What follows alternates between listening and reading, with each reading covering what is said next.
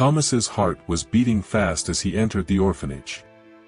His footsteps echoed through the empty hallways, and he knew he was there for a simple but noble reason, to bring a little joy to children who didn't know the comfort of home. As he walked with bags full of toys, his thoughts drifted away, delving into a painful past he was trying to leave behind. Upon reaching a silent room, his eyes fell on a small girl. She held tightly to a faded plush. When their eyes met, the world around them seemed to disappear. "Do you like stuffed animals?" he asked, trying to break the silence. She smiled shyly and replied, "Yes, that's my best friend." The connection was instantaneous. She had the same deep eyes and the same sweet expression that he loved so much. For a moment, time stopped, trapping him in a mixture of anguish and hope. But before he could get any closer, memories began to flood his mind, like waves crashing against rocks. He remembered Mary, his beloved wife, and the happiness they shared before cruel fate separated them. He remembered the tender moments, the laughter and the dreams they built together. "How I wish you were here," he murmured, barely audible. His thoughts went back even further, to the days of struggle and uncertainty. He remembered the countless doctor appointments, the painful treatments and the tears they shed together. But, even in the face of difficulties, they never lost hope. The dream of having a family has always accompanied them. Then, finally, the news they had been waiting for arrived: Mary was pregnant. Their joy was overflowing, and the anticipation for the arrival of their precious baby was immense. When Karen came into the world, it was as if the sun had shone brighter, illuminating Thomas and Mary's lives with a radiant light. However, that light was quickly overshadowed by the darkness that followed his disappearance. The void she left tore Thomas and Mary's hearts to pieces. They searched tirelessly for Karen, but time passed relentlessly, leaving no trace of her whereabouts. Pain has become part of the routine, but now, faced with that little girl in the orphanage, a flame of hope has rekindled inside Thomas. Was it possible that, after all these years of suffering, he had finally found his lost daughter? At that moment, Miss Susan, a gentle woman with soft wrinkles, approached. She had a warm smile and her eyes sparkled with genuine joy as she welcomed Thomas, the man who had brought a little light to brighten the gray day at the orphanage. "Thank you for your generosity," she said, her voice soft. "Kids need someone like you." Thomas smiled, but as Miss Susan continued to thank him, he looked away for a moment. When he turned his attention back to the little girl holding the plush, his heart skipped a beat. She had disappeared. A feeling of discomfort passed through Thomas's soul, as if something had slipped through his fingers. He didn't have time to dwell on that thought, as the happy sound of children invaded the room. They crowded around the toy bags, their faces lit up with beaming smiles as they picked out their new treasures. The atmosphere was filled with laughter, shouts of happiness and a contagious energy that filled Thomas's heart with warmth. While the children were delighted with their gifts, Donna Susan led him around the room, showing him the table full of sweets and treats that had been prepared in his honor. "Look at these colorful cakes and decorated cupcakes," she exclaimed, with a sparkle in her eyes. "And there are even mountains of chocolates." Thomas's eyes shone with nostalgia for simpler days, when life was just a succession of happy moments. However, despite the joy that surrounded him, a persistent shadow hung over him. The image of the little girl holding the toy never left his mind. He knew, with Susanna's certainty, that that toy belonged to his Karen. Even as he worked to bring joy to the children at the orphanage, a part of him remained fixated on the hope of finding his lost daughter again. At the end of the party, when the excitement began to subside and the children began to say goodbye, a little girl with blonde hair and bright eyes approached Thomas, holding a toy with a shy smile on her lips. Her name was Sarah, and she radiated an endearing innocence that touched Thomas's heart. With a kind gesture, Sarah wrapped Thomas in a tight hug, sincerely thanking him for the wonderful party he had thrown. Thomas's heart warmed with that child's genuine gratitude, and he returned the gesture, placing a soft kiss on her forehead. However, his eyes didn't leave the plush Sarah was holding. Every detail, every worn seam, caught his attention. He watched her closely, trying to find some clue, some sign that this toy could be the same one he had given to his beloved daughter years ago. Sarah's gentle touch brought him back to the present moment, but doubt lingered in his mind. It was a silent shadow that would accompany him until he discovered the truth. Back at home, Thomas reported everything to his wife, Mary, with renewed hope shining in his eyes. He talked about the little girl, Sarah, and the toy that could be Karen's. However, instead of sharing her excitement, Mary reacted coldly. His expression was hardened by pain and time. "You don't understand, Thomas. This isn't real," she interrupted him with an impatient gesture, refusing to hear any more. His sharp words echoed in the suffocating silence of the room. "Why are you so involved in this party? Why do you allow yourself to dream when reality is so bleak?" she said, disappointment evident in her voice. Thomas's heart broke at his wife's indifference. He felt the weight of rejection, but held back, swallowing the taste of pain. "Respect Mary's pain," he repeated silently, even if it meant stifling his own hope. That night, Thomas was plunged into a whirlwind of painful memories as nightmares dragged him back to the day his little Karen disappeared. It was a sunny afternoon, the kind that announces the arrival of spring after a harsh winter. The city was alive with festive energy, and the tempting aromas of crepes wafted through the air. The family was together, enveloped in an aura of happiness and anticipation. Mary, enchanted by the happy atmosphere, decided to take a crepe home as a symbol of prosperity for their company. While she walked away to make her purchase, Karen and Thomas stood in the square, enjoying the sun and gentle breeze. Karen, with her childlike innocence, ran between the park's toys. Her infectious laugh filled Thomas's heart with joy, and he watched her with a loving smile on his lips, losing himself in the simple beauty of that familiar moment. But then, the phone rang, interrupting the tranquility of the afternoon. Thomas was immersed in a business call and could barely hear the voice on the other end of the line as he struggled to concentrate.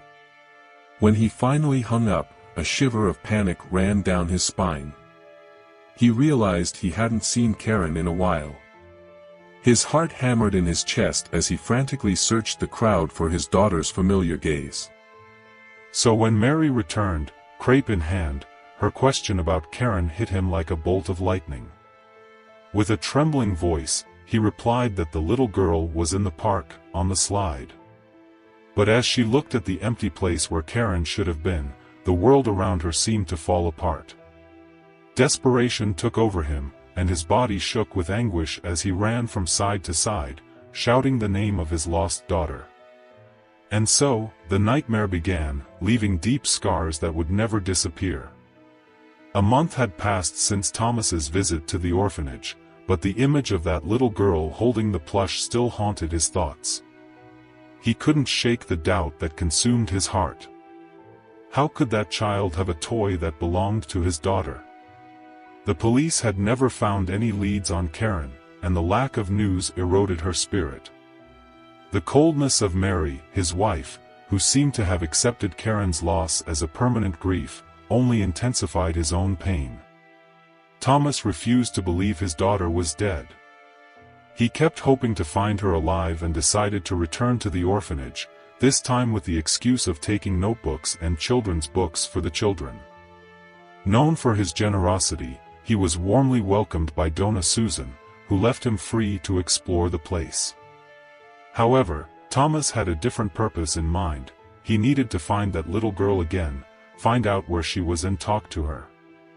As he walked through the halls, watching the children busy with their activities, his heart was beating fast. Every face, every smile, every laugh seemed a step closer to the truth he was searching for. He went to one of the rooms, where some children were drawing. His eyes swept the room until he finally saw her. Sarah was sitting in a corner, focused on her drawing. The same plush was next to him, and the sight of the toy made Thomas's heart race. He approached slowly, trying not to startle her. When Sarah looked up and saw him, a shy smile lit up her face. "Hi, Sarah," he said in a soft voice, trying to hide the urgency in his tone. "Remember me? I brought those toys last month." She nodded, her curious and innocent eyes shining. "Yes, I remember. Thanks for the party."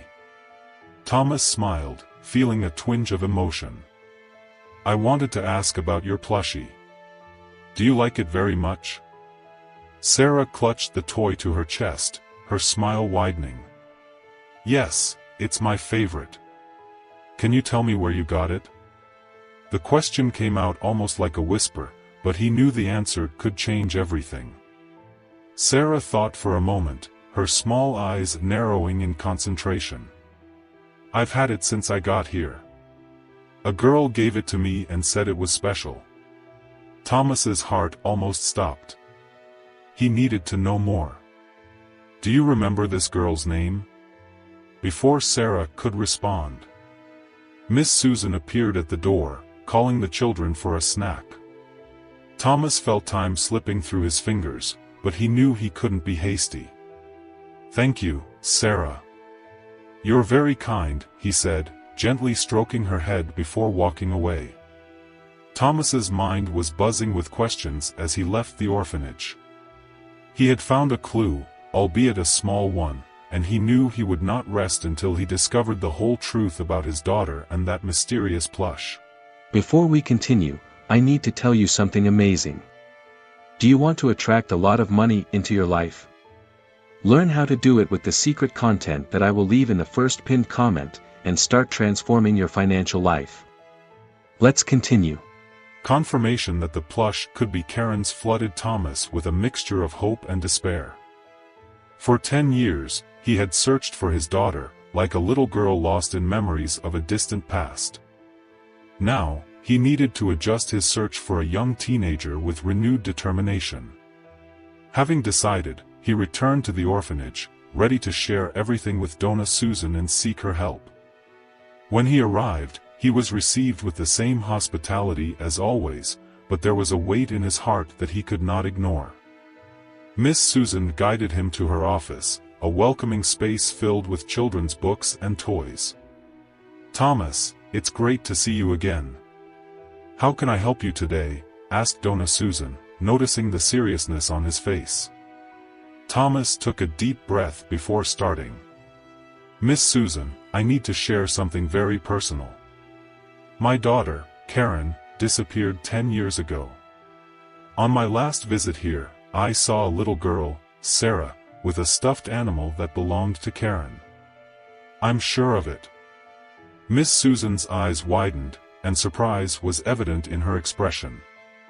"My God! This is terrible. How can you be sure the toy is the same? I recognized every detail, every little mark. My wife and I bought that teddy especially for Karen. It has a bow with her name embroidered on it. It's a unique gift. I need to know how that toy got here and what the connection is between Sarah and my daughter." Miss Susan felt empathy softening her features. "I understand, Thomas. Let's figure this out together. I'll check Sarah's records and see if we can get any leads on who brought her or any relevant information." She got up and started looking through the files, looking for Sarah's file. Thomas felt his heart throb with anxiety, hoping that this search would shed some light on the mystery surrounding his daughter. After a few minutes of searching, Miss Susan found what she was looking for. "Here you go," she said, handing the file to Thomas. Sarah was brought in by a woman named Sophie about 2 years ago.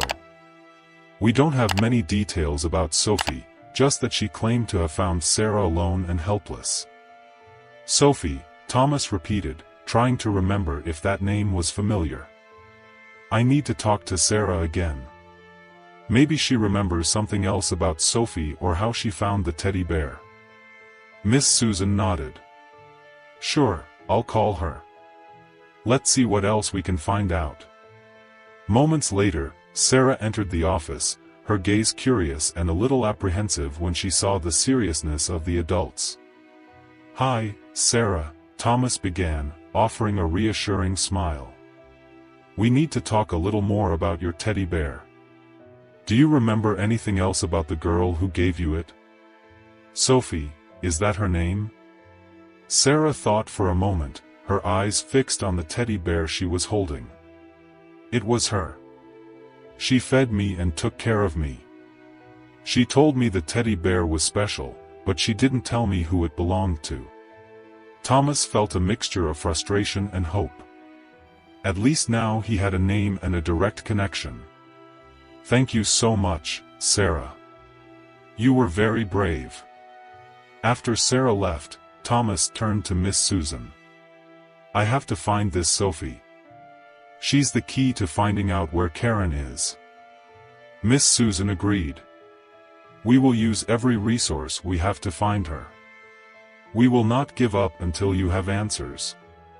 Thomas left the orphanage with a new mission and a renewed spark of hope. Now, he had a concrete lead and he wouldn't rest until he found Karen and brought his family back together. When he returned home, his heart was pounding, knowing he needed to share his new discoveries with Mary. He entered the room where his wife was sitting, leafing through an album of old photos. His melancholic face reflected the pain of a decade of uncertainty. Seeing her like this, Thomas's determination strengthened even more. Mary, he began softly, approaching her. I have something important to tell you. Mary looked up, her tired eyes meeting his. What's wrong, Thomas? He sat down next to her, taking her hands. Today at the orphanage, I confirmed that the plush Sarah was holding is indeed Karen's.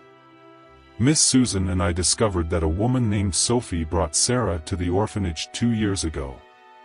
We need to find this Sophie.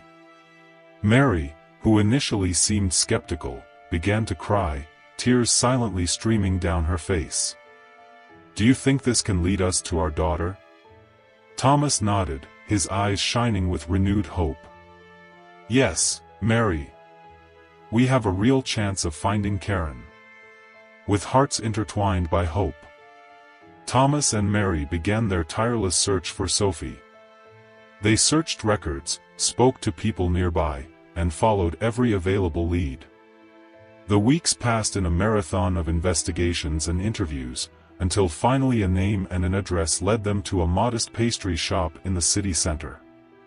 On the decisive day, they arrived at the bakery with their nerves on edge. The doorbell rang softly as they entered, and the sweet aroma of baking dough filled the air. Behind the counter, a young, pretty woman with blonde hair tied into a sloppy bun served customers with a warm smile. Thomas and Mary knew that was Sophie. With heavy hearts, they approached the counter. Sophie looked up and smiled, unaware of the whirlwind of emotions that stirred the couple in front of her. Hello. How can I help you? She asked, her voice soft and welcoming. Thomas took a step forward, his voice thick with emotion. Sophie, my name is Thomas and this is my wife, Mary. We came to talk to you about a girl named Sarah who you brought to the orphanage 2 years ago. Sophie's smile disappeared, replaced by an expression of surprise and apprehension. Yes, I remember Sarah. Why are you asking about her? Mary took a deep breath, the words coming out choppy with emotion. Our daughter, Karen, disappeared 10 years ago. The stuffed animal Sarah has belonged to Karen. We need to know everything you can tell us about how you found Sarah and if you know anything about our daughter. Sophie was silent for a moment, processing the information. His eyes filled with compassion as he realized the depth of the couple's pain and hope.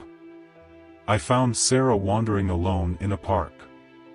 She was helpless and hungry, so I took her to my house and looked after her for a while before taking her to the orphanage. She never talked much about her past, but there was something special about her, and that teddy bear, she always said he made her feel safe. Thomas and Mary exchanged a look full of expectation and fear. Sophie, do you have any idea where she might have come from? This could help find Karen. Sophie thought for a moment, her eyebrows furrowed in concentration. She vaguely mentioned a place where she used to play, a park with a big fountain and lots of trees, but she could never say exactly where. And once, she talked about a house with a red door. Mary put her hand over her mouth, trying to hold back a sob. My parents' house has a red door. Karen used to play there. Thomas felt a wave of hope invade his chest. Sophie, can you please take us to the park where you found Sarah?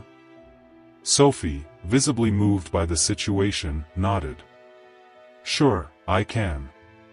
Let's go right now. They left the bakery and followed Sophie to the park where she meets Sarah.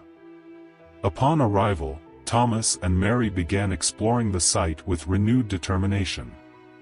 They showed photos of Karen to the people there, and slowly snippets of information began to emerge. Finally, an elderly woman who lived near the park remembered a girl who looked like Karen and who used to play there a few years ago. She mentioned a house with a red door where the girl had last been seen.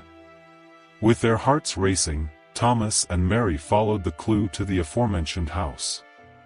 When they arrived, they saw the red door that the lady mentioned. They knocked on the door anxiously, waiting for an answer that could change their lives. The door slowly opened, revealing an elderly woman with a welcoming smile.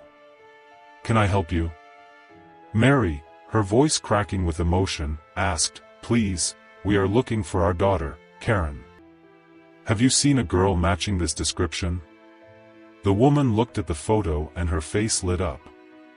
"Yes, I know her. She lives nearby with a family that found her. I'll take them there." They followed the woman to a simple house, not far away. When the door opened again, Thomas and Mary caught their breath. There was Karen, now a young teenager, looking at them with the same eyes they would never forget. "Dad! Mom," she whispered, tears streaming down her face. "I knew you guys would come find me." With hearts overflowing with joy and excitement, they embraced, finally reunited after a decade of pain and separation. The hope that had never left them had turned into a miraculous reality, bringing Karen home. The elderly woman who guided them to Karen looked at Thomas and Mary with a mixture of joy and sadness. She knew that moment was inevitable and, at the same time, feared. "My name is Elizabeth," the lady began, inviting them into her modest home. "I found Karen 10 years ago, alone and scared, near the park. She didn't know her full name or where she came from. She just had that teddy bear and a smile that melted my heart." Sitting in the small living room, Thomas and Mary listened attentively as Elizabeth continued. "I never went to the police because I was afraid. I was afraid that if she was taken to an orphanage, she would go through what I went through. I was an orphan child. I grew up in an orphanage where no one ever wanted to adopt me. I was abandoned and I knew which was feeling unwanted." Elizabeth's eyes were teary. "Every time I thought about calling the police, a deep pain came over me. What if her parents had abandoned her? What if she ended up in a place like I was, without love, without family? I couldn't let that happen. I decided to take care of her, to love her like my own daughter, and she started calling me mother. Karen brought light into my life, a life that had always been marked by loneliness." Elizabeth paused, looking at Karen tenderly. "I knew that one day you might show up. I hoped so. But as time went by, I loved her presence in my house more and more. She was my joy, my reason for living. I couldn't bear the idea of that she could be hurt or abandoned again. Thomas and Mary listened to every word with tears in their eyes. They could feel the depth of love and concern Elizabeth had for Karen. She was not a kidnapper, but a savior. Fear and love had protected her daughter all these years. When Elizabeth finished her story, Mary approached her, holding her hands. "Thank you, Elizabeth. Thank you for taking care of our daughter, for loving her when we couldn't. We understand your fear, your trauma. You saved Karen and made her feel loved and safe." Thomas nodded, feeling deeply touched. "What you did was out of love.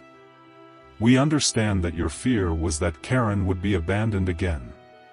We are grateful for everything you did for our daughter." Elizabeth cried with relief and emotion, feeling that the weight of her fears was finally being shared and understood.